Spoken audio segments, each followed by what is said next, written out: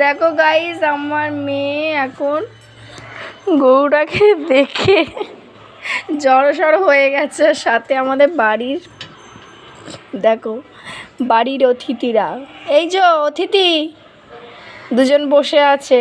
এখন সব সময় বসে থাকে, পাহারা দেয় আমাদের বাড়িটাকে। আর সাথে এনার তো রোজই আসা চাই। এখন এই বাড়ির সামনে দাঁড়াতে হবেই, যাই হোক যেখানে ভালোবাসা পাবে সেখানেই তো দাঁড়াবে।